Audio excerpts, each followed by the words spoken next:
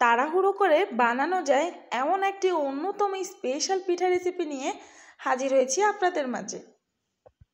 পিঠাটি দেখতে যেমন লোভনীয় এবং অত্যন্ত সুন্দর, খেতেও ভীষণ মজার। এবং এই পিঠাটি তৈরি করে আপনি দীর্ঘদিন ঘরে সংরক্ষণ করে রাখতে পারেন। এই পিঠাটি তৈরি করতে অত্যন্ত সহজ এবং খুব কম উপকরণে পিঠাটি তৈরি করা যায়। সর্বপ্রথম আমি এখানে কিছু নারকেল নিয়েছি এবং দিয়ে দিয়েছি কিছু গোটা মশলা, যেমন দারচিনি, এলাচ এবং তেজপাতা, পরিমাণ মতো চিনি, যে যেমন মিষ্টি খাবে তেমন, এবং আগ থেকে ধুয়ে রাখা কিছু সাবুদানা।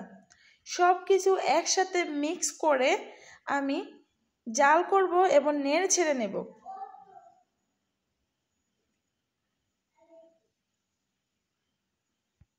এবং মিশ্রণটি দলা পেকে আসা পর্যন্ত আমি নেড়ে ছেড়ে নেব।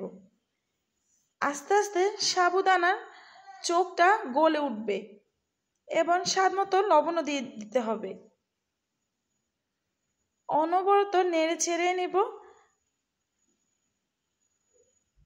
এরপর দেখতে পাবেন দলা পেকে আসছে। অনেকক্ষণ নাড়াচাড়া করার পর আস্তে আস্তে দলা পেকে আসবে। তবে এই পিঠাতে অনেক বেশি নারকেলের প্রয়োজন। আমার যেহেতু নারকেল ছিল না, যতটুকু ছিল ততটুকু দিয়ে আমি পিঠাটি আপনাদের মাঝে শেয়ার করছি। আপনারা সম্ভব হলে আরও বেশি নারকেল দিবেন, এতে ভীষণ মজার। এরপর আমার পুরটা হয়ে গেছে, দেখতে পেয়েছেন। এর পাকে আমি দিয়ে দিয়েছি গরম পানি এবং দিয়ে দিয়েছি তার মধ্যে গুঁড়ো দুধ। গুঁড়ো দুধ দিয়ে ভালো করে মিশিয়ে নেব। এরপর আরও কিছু গুঁড়ো দুধ দিয়ে নেব। এরপর মিশ্রণটি ভালো করে মিক্স করে নেব। পানির সঙ্গে দুধগুলো ভালো করে মিক্স করে নেওয়ার পর বলক আসা পর্যন্ত অপেক্ষা করব। আপনারা চেষ্টা করবেন আটা না দিয়ে ময়দা দিয়ে করার, কারণ ময়দা দিয়ে পিঠাটি তৈরি করলে অনেক বেশি টেস্ট হয়। এরপর আমার বলক এসে গেলে দিয়ে দেব আমি ময়দা দিয়ে আমি পারফেক্ট ডো তৈরি করব।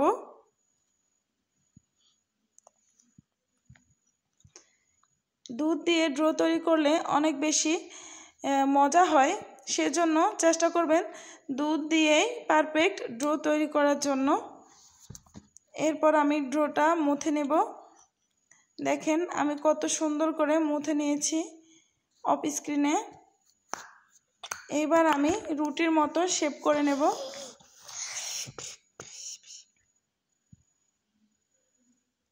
এবং রুটি তৈরি করব। আমি এই ডোটা দিয়ে একটি রুটি তৈরি করব। রুটিটি খুব বেশি মোটা বা খুব বেশি পাতলা করা যাবে না, একদম মিডিয়াম ভাবে করবেন, তা অবশ্যই দেখতে পাবেন। এই দেখেন রুটিটি দেখে বোঝা যাচ্ছে খুব বেশি পাতলাও নয়, আবার খুব বেশি মোটাও নয়। এবার আমি রুটির মধ্যে আগ থেকে করে রাখা পুরগুলো দিয়ে দিয়েছি, একদম ভালো করে রুটির উপরে মেখে দিয়েছি। এরপর আমি রুটিটিকে ভালো করে রোল করে নেব। দেখেন এইভাবে রোল করে নেবেন। এরপর রুটির দুই মাথা ভালো করে আটকিয়ে দিবেন যেন পুর ভিতর থেকে না আসে, নতুবা আপনি তেলের মধ্যে দিয়ে দিলে পুরটা ভিতর থেকে বের হয়ে যাবে।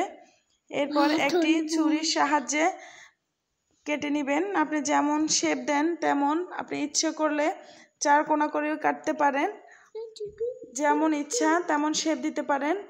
আমি এরকম ভাবে কেটে নিয়েছি। রুটির ভিতর থেকে পুরগুলো জাস্ট অসাধারণ লাগছে। এইভাবে রুটিটি কেটে সম্পূর্ণ করব।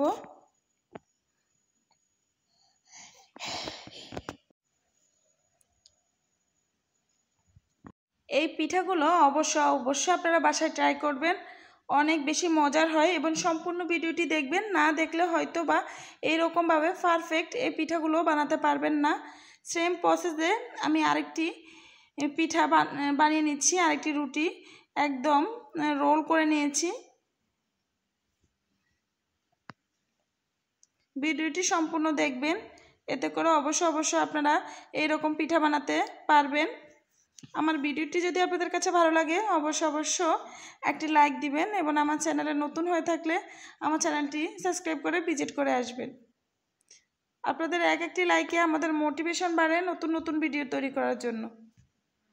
যতটুকু জানি ততটুকু আপনাদের মাঝে শেয়ার করার জন্য অনেক বেশি ভালো লাগে। আমি যে আমার ভালোবাসা মানুষদের সাথে শেয়ার করতে পারছি এটাই আমার কাছে অনেক বেশি ভালো লাগে। এইভাবে আমার সবগুলো পিঠা হয়ে গেছে, এখন আমি এগুলো ভেজে নেব। এই পিঠা তৈরি করতে হলে ডুবো তেলের প্রয়োজন হয়। আমি তেল গরম হয়ে আসলে একটা করে পিঠাগুলো দিয়ে দিব, যতটুকু সম্ভব ততটুকু দিব।